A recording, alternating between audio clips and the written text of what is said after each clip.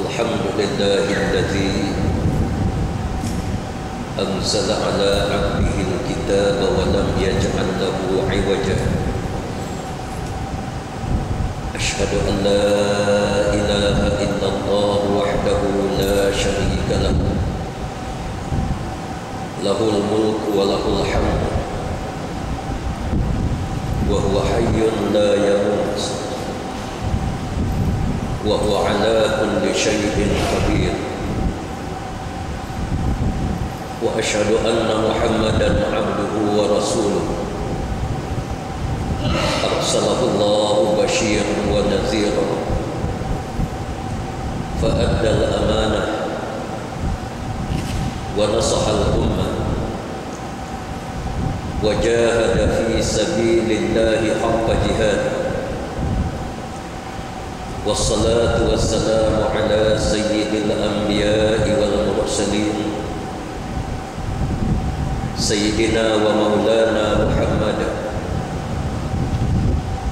وعلى آله وأصحابه ومن سار على نهجه وتمسك بشريعته واستنى بسنته إلى يوم الدين. أما بعد، yang dihormati dan dikasihi Ashabul Afadil, tuan-tuan imam, tuan-tuan Bilal,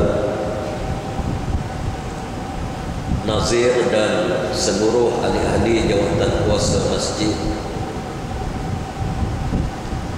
sekalian para alim ulama, hadirin dan hadirat, muslimin dan muslimat yang dirahmati Allah sekalian. Pertama-tamanya, marilah sama-sama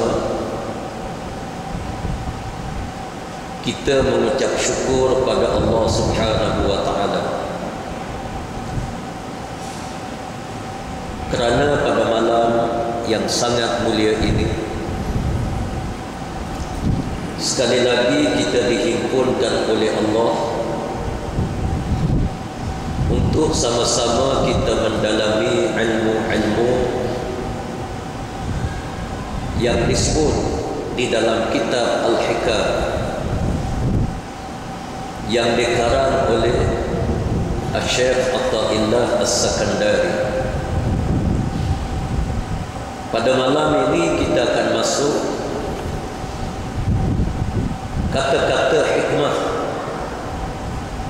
yang ketujuh, iaitulah la yushakkikannaka fil wa'di adam wuqu'il maw'udi wa in ta'ayyana zamanuhu li'alla yakuna dhalika qadhan fi basiratika wa ikhmadan li nuri sariratika. Maksudnya, janganlah sampai kamu merasa ragu terhadap janji Allah Subhanahu wa taala disebabkan ianya tidak terlaksana sebagaimana yang telah dijanjikan itu, meskipun telah tiba masanya, supaya kamu tidak menyalahi pandangan mata hatimu atau memadamkan nur cahaya hatimu. Para hadirin hadirat yang dirahmati Allah sekalian,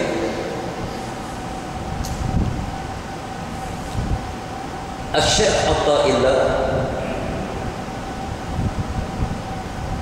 membuka satu perbicaraan yang biasanya tercetus di dalam hati kita manusia, terutama sekali apabila iman yang ada di dalam hati kita ini menurun. Iman kadang-kadang ia berada di tahap yang agak lemah. Di sana boleh berlaku bisikan-bisikan yang dihasut oleh syaitan, yang dihasut oleh iblis. Apabila sesuatu perkara yang kita usahakan di dunia ini, tiba-tiba apa yang kita usahakan itu kita berhadapan dengan hasil yang kita tidak jangka. Kadang-kadang kita buat sesuatu perkara, jangkaan kita boleh berjaya, tiba-tiba kita tidak berjaya. Ada kalanya dalam kehidupan kita berusaha, berikhtiar, dan kita rasa gelap. Tiba-tiba Allah Subhanahu wa ta'ala anugerahkan kepada kita kejayaan yang besar. Ini adalah satu benda yang menguji iman manusia. Asy-Syaikh Athaillah As-Sakandari dia cuba untuk menusuk masuk ke dalam perkara yang seumpama ini, yang menjadi rahsia kepada hati manusia. Biasanya kita manusia apabila kita dianugerah oleh Allah dengan hasil yang baik, usaha kita tidak seberapa, tapi kita mendapat hasil yang baik, dia tidak menimbulkan masalah. Tapi kadang-kadang apabila kita berusaha sedaya upaya, usaha kita sangat gigih, kita rancang dengan baik, tiba-tiba kita gagal. Kadang-kadang hati kita ini membisik sesuatu perkara yang boleh menjejaskan akidah kita. Kadang-kadang mari satu perasaan, Allah Subhanahu wa ta'ala seolah-olah memungkiri janji. Kadang-kadang kita rasa semacam Allah Subhanahu wa ta'ala tidak kasih, tidak sayang kepada kita. Kadang-kadang itu, kadang-kadang ini perasaan-perasaan yang akan kita alami.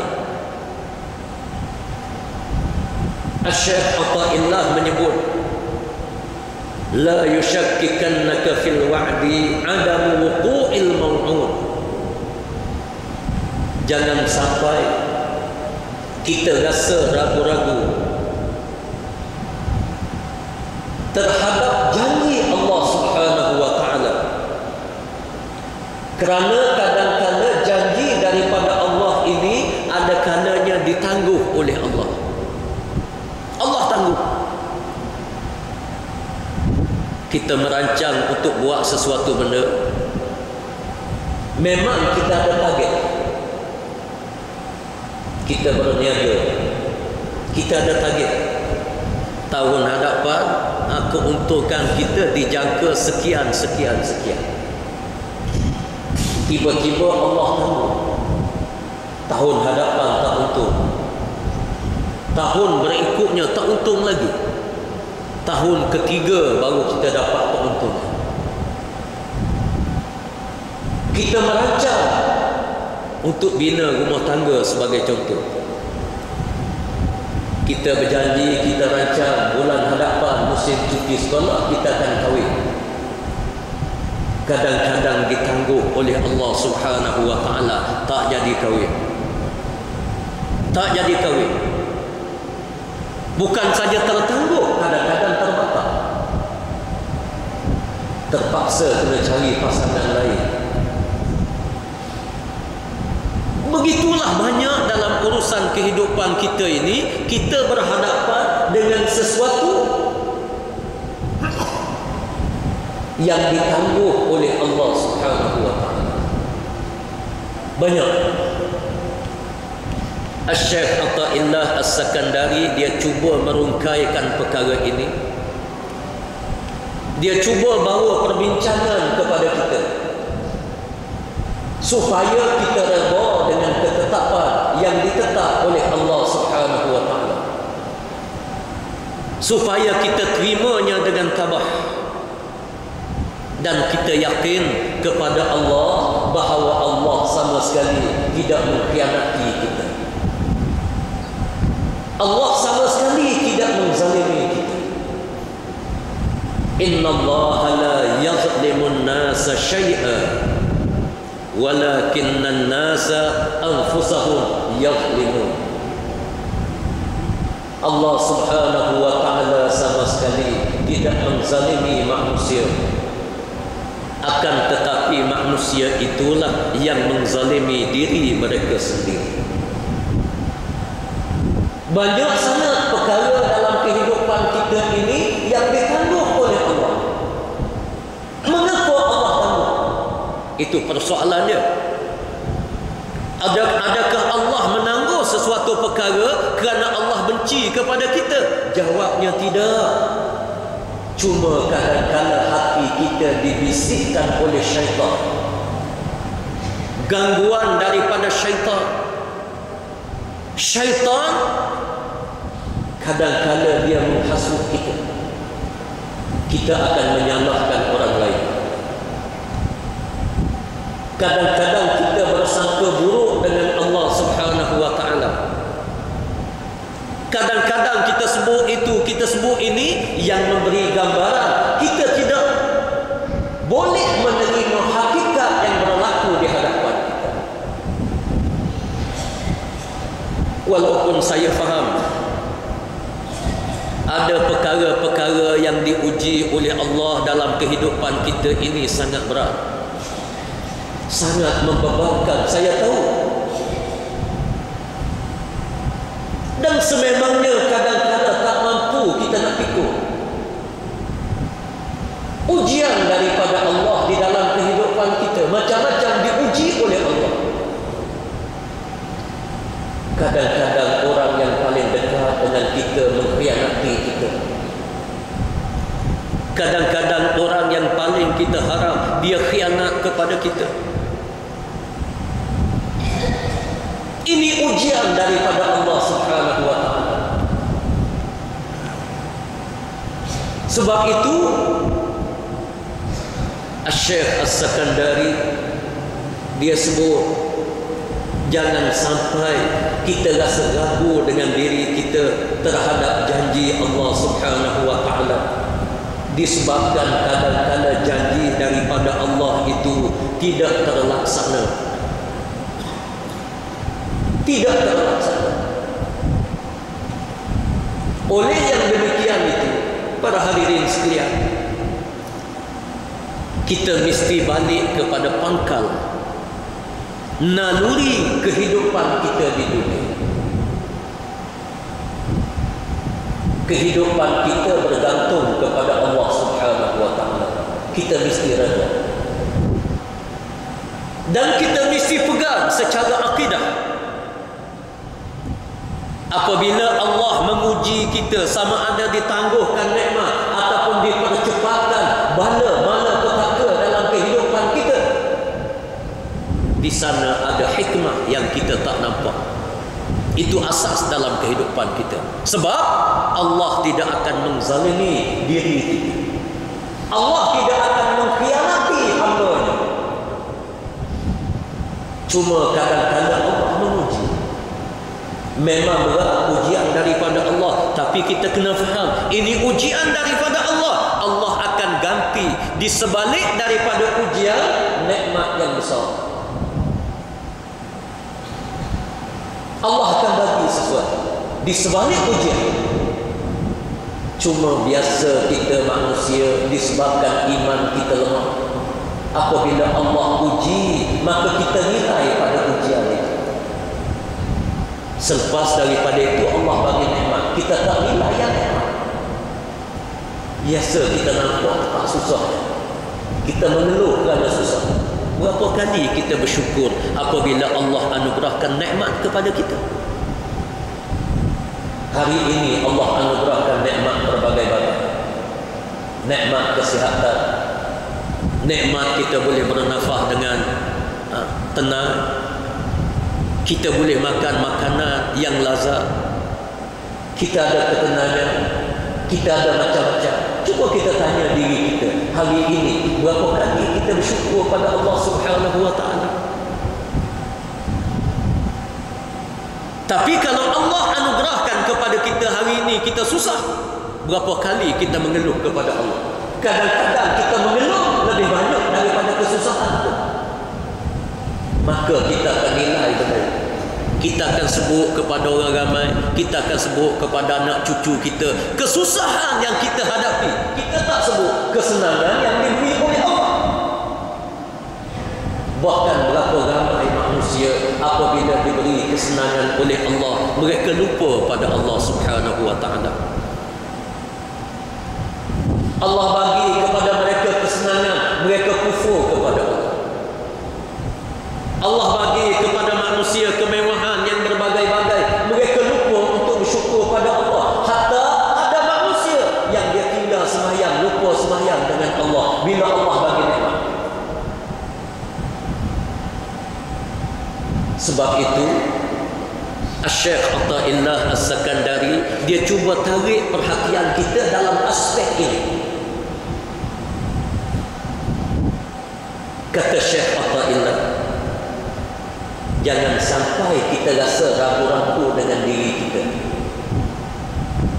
Apabila Allah Subhanahu wa taala menangguhkan janji dia, menyebabkan kita jadi ragu-ragu, kita jadi tidak ada keyakinan terhadap diri kita sendiri. Bila kita buat sesuatu benda, kita berhadapan dengan kegagalan, lalu kita jadi down. Islam tidak ajar kepada kita supaya semangat kita ini menjunam turun. Islam ajar kepada kita supaya ujian daripada Allah ini kita belajar. Kita belajar. Apa jua bentuk ujian daripada Allah, kita belajar. Kita kaji mengapa Allah buat macam ni kepada kita. Mungkin dosa kita sangat banyak. Mungkin kesalahan kita dengan manusia banyak.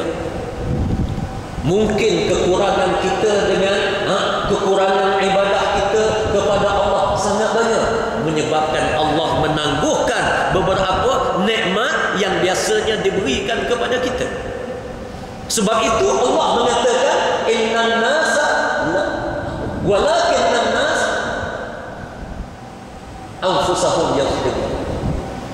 Manusia itu sendiri yang menzalimi diri dia sendiri.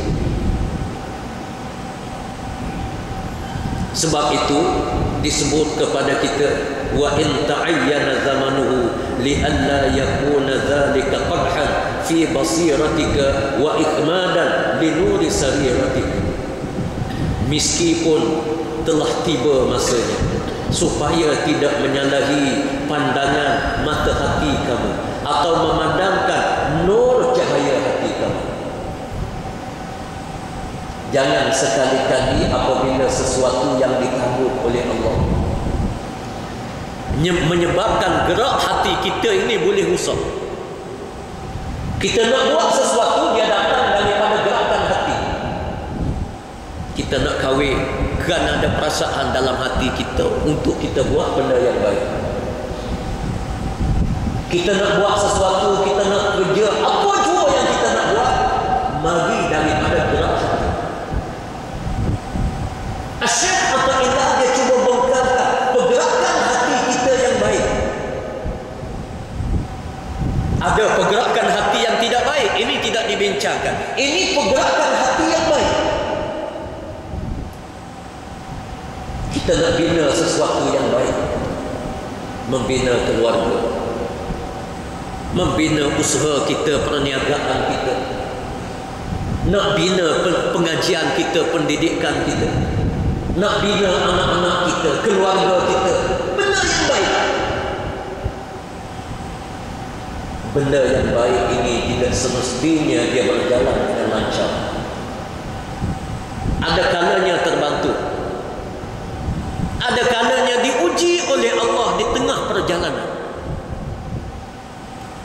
dibimbangi takut-takut cetusan yang baik yang ada di dalam hati kita ini lebur berkecam. Bila diuji oleh Allah, kita sebut, aku malah dah, aku tak nak buat dah, aku fras, aku duka cita, aku dah habis banyak duit, tiba-tiba habis begitu je, aku dah habis banyak masa, tiba-tiba hancur begitu je. Seorang yang berpegang dengan ilmu tasawuf, tidak sepatutnya semangat mereka menjunang tu. Orang tasawuf dia mesti bangkit. Sebab orang yang berpegang dengan ilmu tasawuf, orang yang dekat dengan Allah Subhanahu wa taala, apabila dia merancang sesuatu yang baik, dia mesti faham di sana ada ujian daripada Allah, di sana ada penangguhan daripada Allah, ada macam-macam daripada Allah. Ahli tasawuf dia mesti istiqamah, dia mesti bergerak ke hadapan, dan dia mesti faham ujian daripada Allah adalah pendidikan daripada Allah. Allah nak ajar kita, Allah nak didik kita supaya kita kenal Allah dan supaya kita matang di dalam urusan kita. Para hadirin sekalian, dalam hidup kita kalau Allah tidak uji, kita tidak akan kredit, kita tidak akan matang. Kalau kita bertanya kepada orang-orang yang mencapai kejayaan yang besar, dia berjaya dalam perniagaan, dia berjaya dalam pendidikan, dia berjaya dalam apa jua bidang, kalau kita bercakap dengan dia secara jujur, secara ikhlas, berapa kali dia ubah bangun, tapi tidak mematahkan semangat dia. Sekali dia ubah, sekali dia belajar, sekali dia ubah, sekali dia belajar. Maka apabila kita meneruskan usaha tersebut, selepas daripada kita jatuh, kita rebah, kita akan bangun, insya-Allah kita akan tahan. Dan itulah yang dikehendaki oleh Allah. Allah tidak nak cipta manusia ini, Allah buat kamu ikhtiar benar baik, garanti berjaya dengan begitu, Allah pakai tolong begitu je. Tak, Allah tak buat manusia macam tu. Allah jadikan kita manusia ini kena belajar, kena belajar dalam apa jua keadaan. Pelajaran yang paling berkesan dalam kehidupan manusia adalah pengalaman. Ilmu yang paling banyak dalam dunia adalah ilmu pengalaman. Sebab itu disebut di dalam kitab-kitab pengajian Islam, ilmu ini ada dua. Yang pertamanya ulum maqru'ah, yang kedua ulum manzurah. Ulum maqru'ah yang kita baca dalam kitab, kitab fiqh, kitab tauhid, kitab tasawuf, kitab tafsir, kitab apa saja, kitab hadis, itu adalah ulum maqru'ah, boleh baca. Di sana ada ulum manzurah, ilmu yang kita akan perolehi hasil daripada pengalaman kita yang banyak, yang kita boleh lihat dengan mata, yang disebut di dalam Al-Quranul Karim, afala taqilun, qul inzuru maza fis samawati wal ard. Wahai manusia, kamu lihat apa yang ada di langit, apa yang ada di bumi. Kamu berjalan, qul siru fil ard, kamu berjalan di atas muka bumi Allah, kamu akan dapat ulum manzurah, ilmu pengalaman yang tidak tertulis di dalam buku.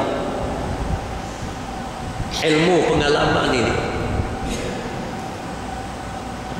disebut di dalam Al-Quranul Karim. Sekiranya ilmu yang ada di sisi Allah, yang ada di atas dunia langit dan bumi. Kalau kamu nak tulis dengan pena, kamu ambil dakwah seluas 7 lautan. Walau ji'na bimislihi madada. 7 lautan kita tulis ilmu yang tidak termaktub dalam kitab. Nescaya ilmu lebih banyak lagi. Sebab itu kita kena faham dalam kehidupan kita ini, ulum manzurah sangat mustahab. Ulum makruah ni sedikit. Kita nak menguruskan masjid khairiyah sebagai contoh, nak menguruskan masjid dengan organisasi dia, pengurusan imamnya, pengurusan jawatan kuasa masjidnya, khidmat masyarakat kita. Saya datang tadi, tengok ada van bantuan bencana banjir yang diurus oleh masjid. Saya nak tanya, ilmu pengurusan ini ada dalam kitab? Tak ada. Betapa ramai manusia dia tak boleh nak mengurus, dia tak pandai benda macam ni. Bila mari masalah, dia clue, tak boleh nak kata apa. Sebab apa? Kadang-kadang disebabkan jatuh, rembah bangun kurang. Sekali kita rembah, kita akan jadi cerdik. Sekali kita jatuh, kita bangun kita lebih gagah, lebih perkasa. Sebab apa? Ini adalah pengalaman di dalam kehidupan kita. Pengalaman yang mahal. Ilmu kita bermasyarakat. Kalau kita jadi ketua kepada manusia, kita dipilih menjadi ketua. Kalau di bawah jabatan kita ni ada 1000 orang. 1000 orang, 1000 jenis, 1000 ragam. Nak urus masjid bukan senang. Makin ramai ahli jemaah yang datang, makin banyak kepala dia, makin kelam kabut. Tapi seorang yang mempunyai ulum manzurah, ilmu pengalaman dia yang banyak, dia boleh urus dengan senang dan mudah. Tambahan pula kalau kita memiliki 2 ilmu, ulum manzurah, ilmu dalam kitab pun kita kuasai, ulum manzurah, ilmu pengalaman pun kita banyak. Inilah dia warasatul anbiya, orang yang mewarisi nabi-nabi dan rasul-rasul alaihi wassalatu wassalam. Sebab itu para hadirin dan hadirat yang dirahmati Allah sekalian, Syekh Athaillah As-Sakandari dia cuba bincangkan kepada kita hakikat ini dalam kata-kata hikmah yang ke-7 ini. Dia ajak kita supaya kita berfikir sejenak. Jangan sampai apabila Allah menguji kita dalam satu-satu keadaan, kita rebah, kita jatuh, lalu kita anggap sia-sia, kemudian semangat kita hancur. Padahal itu adalah mukaddimah yang sangat baik yang diberi oleh Allah Subhanahu wa taala kepada kita. Allah nak matangkan kita, Allah nak bagi pengalaman yang berharga kepada kita. Kerana apa? Selepas daripada ini, Allah nak anugerahkan kepada kita benda yang lebih besar. Kalau kita tak cerdik, macam mana kita nak fikir yang besar? Kalau kita tidak matang, macam mana kita nak fikir amanah yang besar yang akan diberi oleh Allah? Sebab itu Allah menguji kita. Sebab itu dia sebut, la yushakkikannaka fil wa'di adam wuqu'il maw'udi wa in ta'ayyana zaman. Jangan sekali-kali kita rasa ragu dengan diri kita sendiri terhadap janji daripada Allah Subhanahu wa taala. Disebabkan janji daripada Allah yang sepatutnya berlaku tiba-tiba tak berlaku. Yang janji daripada Allah sepatutnya begini-begini tiba-tiba tak berlaku. Kita kahwin, kita rancang macam-macam, Kita tak nak benda yang tak baik. Kita rancang macam-macam. Tiba-tiba Allah Subhanahu wa ta'ala uji di pertengahan jalan. Ujian daripada Allah. Kita kena handle dengan baik. Jangan kita tak handle dengan baik. Jangan sampai kita patah semangat. Tak betul. Sebab itu di dalam Al-Quranul Karim, Allah Subhanahu wa ta'ala pernah menyebut, la tastawil hasanatu walas sayyi'ah idfa' billati hiya ahsan. Tidak sama di antara benda yang baik dengan benda yang buruk. Tengok dalam Quran. Benda baik, benda buruk. Allah mengatakan tak sama. Dan kamu mesti menguruskan benda yang buruk dengan cara yang terbaik. Dia tak sebut yang baik. Idfa' billati hiya ahsan. Kita mesti menguruskan yang tidak baik dengan cara yang terbaik. Macam mana kita urus benda yang tak baik dengan cara terbaik? Kita rebak tak baik.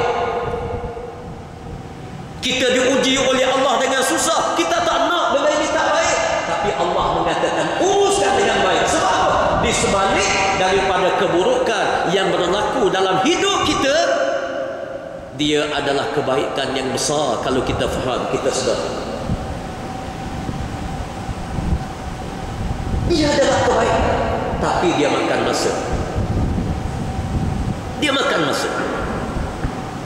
Sebab itu kita kena ingat, apa jua yang berlaku dalam kehidupan kita, kalau Allah bagi kepada kita yang baik, syukur pada Allah. Alhamdulillah, ini anugerah daripada Allah. Dan kita kena faham awal-awal, kebaikan ini tidak selama-lamanya. Allah akan uji. Mengapa Allah uji?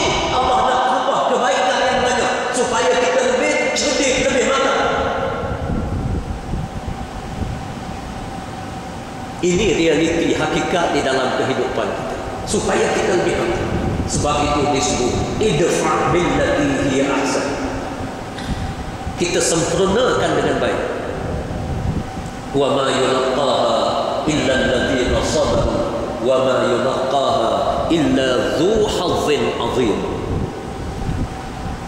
Allah tidak anugerahkan hakikat ini kecuali kepada orang-orang yang sabar. Dan Allah tidak anugerahkan kecuali kepada orang yang dzu hazzin azim, orang yang mempunyai hati yang sangat cekal dengan Allah Subhanahu wa ta'ala. Orang yang sabar, orang yang hatinya cekal.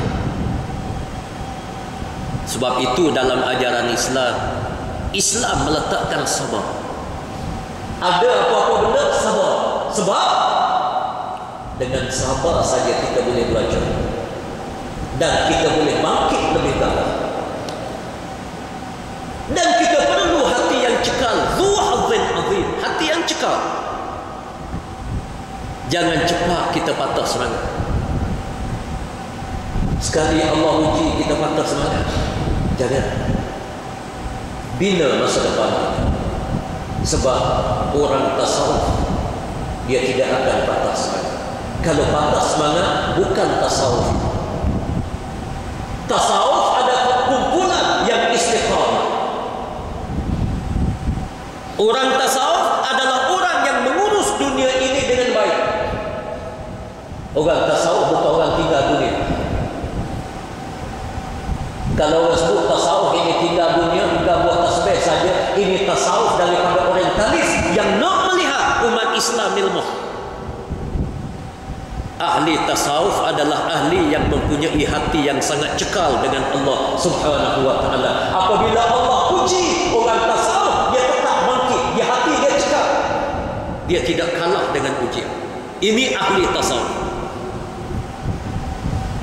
Sebab itu diajar kepada kita supaya kita istiqamah, berpegang dengan prinsip, berpegang dengan hakikat yang ditetap oleh Allah Subhanahu wa ta'ala. Manusia sebagai hamba tidak mengetahui bilakah Allah akan menurunkan kurnia rahmat. Kita tak tahu. Sehingga manusia jika melihat tanda-tanda, ia menduga, yakni mengira mungkin telah tiba saatnya. Padahal bagi Allah belum memenuhi semua syarat yang dikenakinya, maka bila tidak terjadi apa yang telah dikira itu, hendaknya tiada ragu terhadap kebenaran janji Allah Subhanahu wa taala. Allah dia Maha mengetahui apa yang kita tak tahu. Kadang-kadang kita rancang begini-begini berasaskan kepada ilmu kita. Apa yang kita kaji, yang kita rancang berasaskan ilmu kita. Kita tak tahu benda sebalik daripada itu. Allah dia tahu. Lalu Allah menangguhkan janji. Allah tangguh janji kerana ilmu Allah tahu. Mungkin kalau dia bagi sesuatu kepada kita, kita boleh jadi rusak mungkin. Kita rancang perniagaan kita begini-begini. Kalau Allah bagi keuntungan, kita tahulah dapat untung sekadar tu, tapi ilmu Allah tahu dia ni kalau untung barangkali tak mari masjid khairiyah bila untung banyak. Dulu waktu tak berniaga mari sembahyang solat. Dia ni kalau bagi kaya ini memang cabut. Allah tangguh. Mudah-mudahan bila Allah tangguh, dia bagi lagi. Mungkin dia bertemu dengan ilmu yang mengisafkan dia. Allah sayang kepada dia sehingga dia benar-benar bersedia bahawa Allah bagi. InsyaAllah bila dia senang, dia akan datang juga di masjid. Tapi kita tak tahu. Bila Allah tangguh, kita kata apa cerita dia. Orang tasawuf, dia tidak terjejas dengan ujian daripada Allah Subhanahu wa taala. Dan dia jadikan ujian satu hikmah yang besar di dalam kehidupan mereka. Sebagaimana yang terjadi dalam Sulhul Hudaybiyah ketika Rasulullah sallallahu alaihi wasallam menceritakan impiannya kepada sahabat sehingga mereka mengira bahawa pada tahun itu mereka akan dapat masuk Makkah dan melaksanakan ibadat umrah dengan aman sejahtera, iaitu mimpi Nabi sallallahu alaihi wasallam yang disebut di dalam suratul Fath ayat yang ke-27. Surah Al-Fath ayat yang ke-27 bunyi dia, laqad sadaqallahu rasulahu ru'ya bil haqq la tadkhulunnal masjidal haram insyaallahu aminin muhallikin ru'usakum wa muqassirin la takhafun fa'alima ma lam ta'lamu faj'ala min duni zalika fathan qariba. Tu ayat kepada Nabi sallallahu alaihi wasallam. Benar, demi sesungguhnya benar apa yang dilihat oleh Rasulullah di dalam mimpi dia. Yakni Rasulullah bermimpi balik ke Mekah Al-Mukarramah. Mimpi Rasulullah adalah wahyu. Wahyu. La tadkhulunna al-masjidal haram insyaallahu aminin. Dia masuk Masjidil Haram dalam mimpi dia dalam keadaan aman sejahtera. Mimpi Rasulullah. Ini wahyu. Muhallikin ru'usahum wa muqassirin, sampai boleh buat umrah lalu dia bertahlul, ada yang cukup kepala, ada yang pendekkan rambutnya. Mimpi Rasulullah. Maka sahabat-sahabat bergembira. Sahabat-sahabat meletakkan harapan yang besar mereka boleh balik ke kampung halaman mereka. Bagi orang muhajirin nak balik ke Mekah, nak buat ibadat umrah, tawaf sa'i dalam keadaan yang aman damai. Lepas pada tu mereka balik semula ke Madinah Al-Munawwarah. Lalu mereka datang akhir tahun yang ke-7 Hijriah. Mereka datang mari ke Mekah Al-Mukarramah. Sampai di satu tempat nama dia Ar-Ridwan. Sampai di Ridwan, Rasulullah hantar Sayyidina Uthman bin Affan untuk masuk berbincang dengan Abu Sufyan di Mekah. Bawa mesej daripada Rasulullah, bawa cerita mari nak buat umrahnya. Bukan nak ganggu orang Mekah, nak buat umrah, nak tawaf, nak sa'i, kemudian nak balik ke Madinah Al-Munawwarah. Lalu Abu Sufyan ambil keputusan tak benar masuk. Tak benar masuk. Rasulullah bermimpi dan nak masuk tahun tu. Allah tangguhkan. Tak benar masuk, tak boleh. Lalu Rasulullah bersama-sama dengan para sahabat bertolak balik ke Madinah Al-Munawwarah. Dah berjalan kaki jauh mana? Madinah, mari ke Mekah. Naik bas ekspres 9 jam. Berjalan kaki hadirin hadirat sekalian. Kenapa? Janji daripada Rasulullah. ru'usahum wa muqassirin. Masuk dalam keadaan aman damai, boleh bercukur, boleh tahalul, boleh dengan baik. Tiba-tiba balik saja. Balik ke Madinah Al-Munawwarah. Allah tangguh. Sebab apa Allah tangguh? Allah yang Maha mengetahui. Buat perjanjian Sulhul Hudaibiyah. Sulhul Hudaibiyah, satu perjanjian. Allah tangguh tahun itu, Allah bagi tahun hadapan. Masuk tahun hadapan, bukan buat umrah, bukan buat haji, bukan bercukur, bukan tahlul, boleh buka Mekah Al-Mukarramah. Mekah Al-Mukarramah menjadi negara Islam. Orang yang tak faham hakikat ini, dia kata apa benda ni, bila ditangguh, Allah menipu Muhammad. Orang munafik kata menipu. Dia datang bersama dengan Nabi belakang. Bila balik ke Madinah Al-Munawwarah, bohong. Nabi apa macam ni, bohong. Orang yang beriman, ahli tasawuf, dia rela, dia istiqamah. Dia tahu ini ujian daripada Allah. Allah akan bagi lebih besar. Apa benda lebih besar? Mari fi amil muqbil, tahun hadapan Rasulullah datang ke Madinah Al-Munawwarah bukan buat umrah. Allah anugerahkan Fathu Makkah. Mekah dibuka oleh Rasulullah. Bumi Mekah kembali ke tangan Rasulullah. Rasulullah boleh lihat Mekah Al-Mukarramah. Bukan saja sekali buat umrah, nak buat umrah satu kali pun boleh. Mengapa Allah uji? Allah nak bagi yang lebih baik. Begitulah dalam hidup kita, kita kena faham. Apabila diuji oleh Allah, ujian daripada Allah, Allah nak bagi yang lebih baik kepada kita. Yakin? Kita tak tahu. Memang sekali lagi saya ulang, jadi apa ujian daripada Allah memang besar. Dalam hidup saya banyak Allah uji. Allah kadang-kadang tak boleh hidup malam. Tak boleh hidup malam. Tak boleh. Diuji oleh Allah. Tapi ternyata Allah anugerahkan yang lebih besar. Allah uji supaya kita makan. Walaupun kita diajar doa, dan memang kita sunat berdoa, Allahumma la taj'al musibatana fi dinina. Wahai Allah, jangan kamu uji banyak, jangan kamu uji dalam agama, kerana ujian ini berat. Tapi dalam waktu yang sama, kalau Allah menguji juga kita, ujian daripada Allah adalah muqaddimah kepada pertolongan daripada Allah Subhanahu wa taala. Inilah yang dirungkaikan oleh Syekh Athaillah As-Sakandari, supaya orang yang berminat dengan ilmu tasawuf, dia tidak mudah kecundang di bumi. Dia lihat apa dua yang berlaku ini melalui kacamata tasawuf, kacamata orang yang dekat dengan Allah.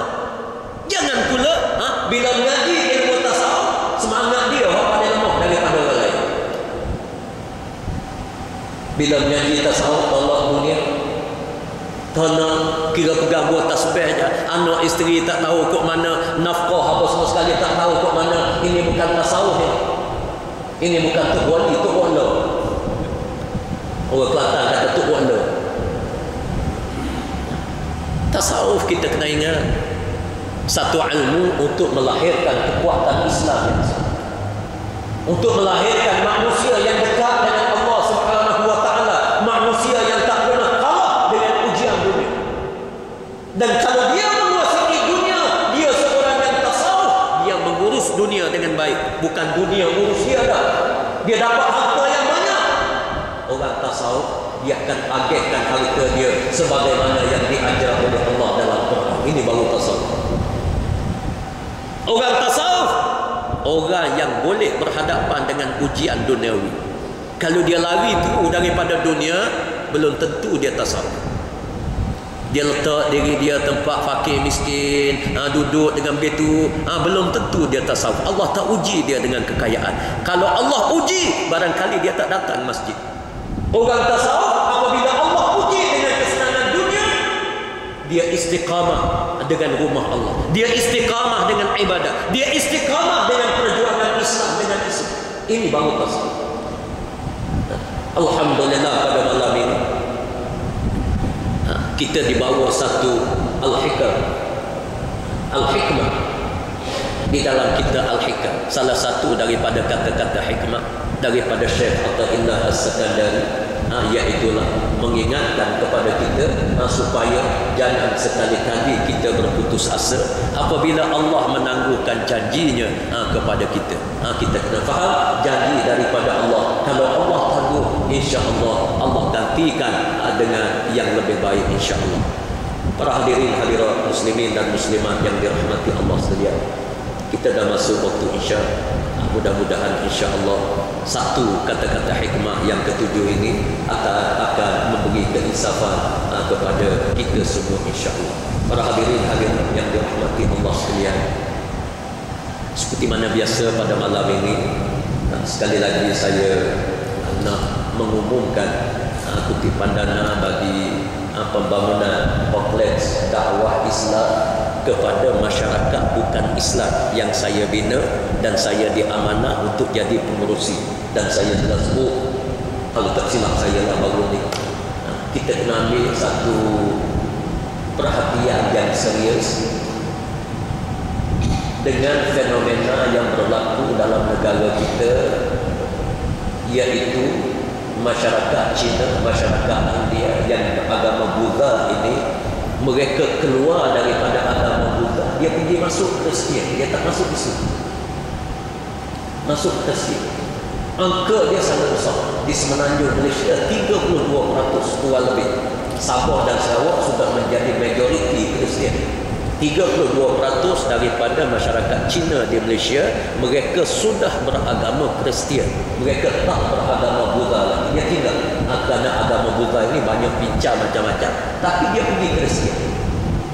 Sebab itulah bila saya bertemu dengan mereka satu jumlah yang ramai waktu saya buat tesis PhD saya yang baru submit, tak waiver lagi, 32% itu dia masuk Kristian. Bila kita tanya sebab apa masuk Kristian, agama Islam lebih baik, lebih lengkap, lebih sempurna, lebih segala-galanya berbanding dengan Kristian. Yang kedua, agama Islam itu agama resmi negara yang termaktub dalam perlembagaan agama resmi. Kalau dia masuk Islam, dia dapat keistimewaan yang banyak. Tapi tak masuk Islam, yang masuk Islam 3% saja. Masuk Kristian 32%. Bila tanya, dia jawab mudah. Orang Islam tak pernah ajak dia masuk Islam. Orang Kristian tiap-tiap bulan buat program, ajak dia hantar risalah, hantar buku, pergi ziarah dekat rumah, menyebabkan mereka masuk Kristian. Maka saya dan rakan-rakan kami ambil tanggungjawab. Kita akan buat pengkalan dakwah, kita buat kompleks, dan alhamdulillah kompleks ini saya dah bina.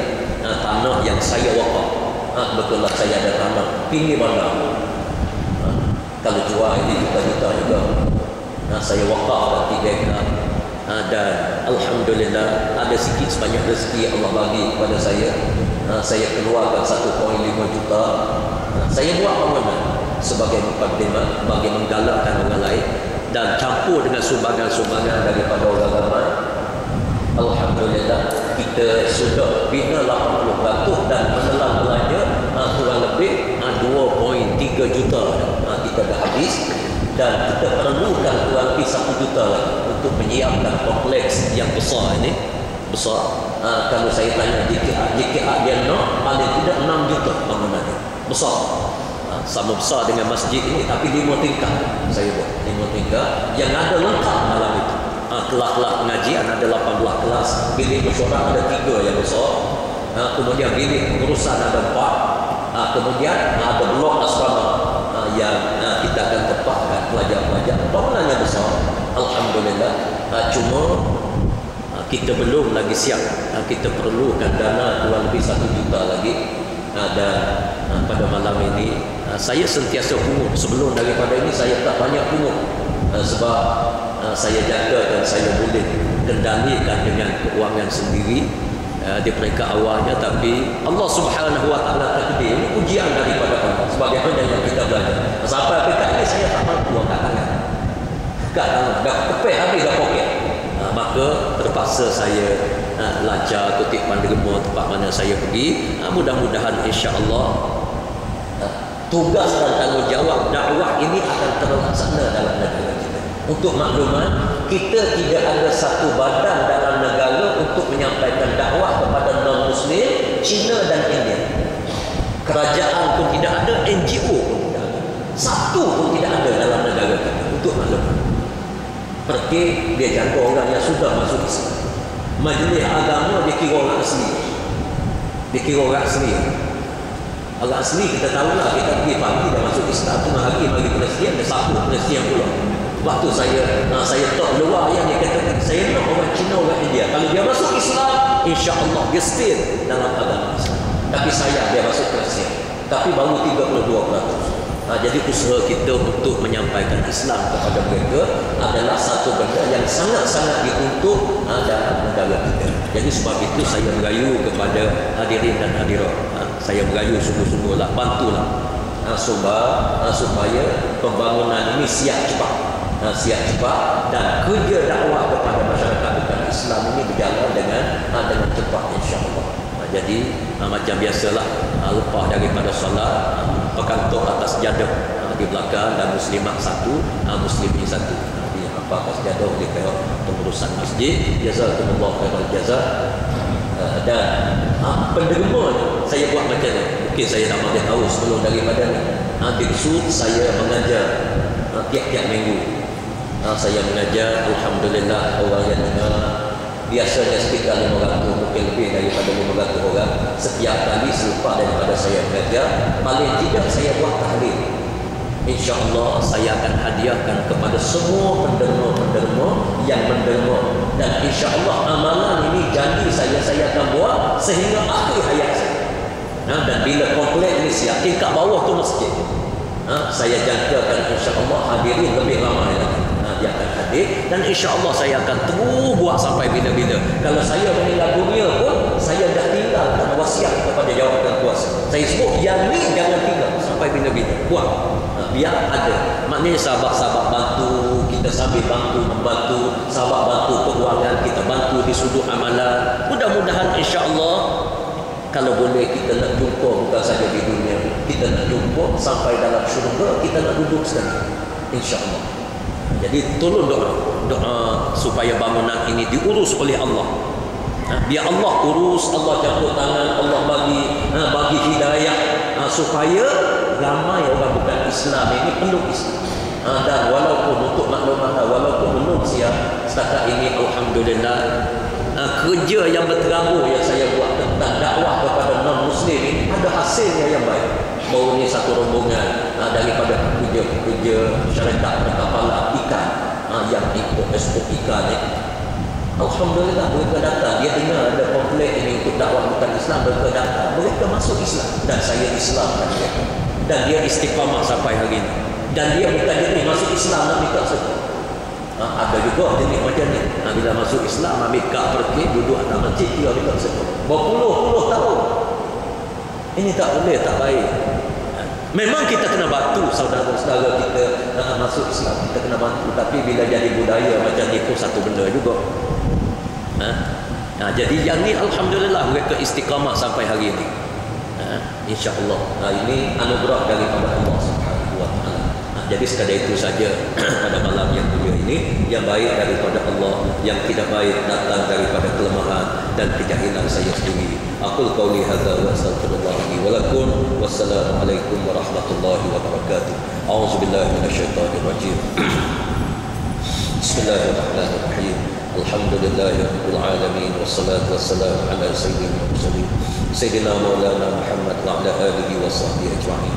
اللهم زدنا ما نسينا وعلمنا ما جهلنا اللهم زدنا علما اللهم زدنا فهما اللهم زدنا رزقا حلالا طيبا اللهم ربنا هب لنا من ازواجنا وذرياتنا قرة اعين واجعلنا للمتقين اماما ربنا آتنا في الدنيا حسنة وفي الآخرة حسنة وقنا عذاب النار وصلى الله على سيدنا محمد وعلى آله وصحبه أجمعين والحمد لله رب العالمين.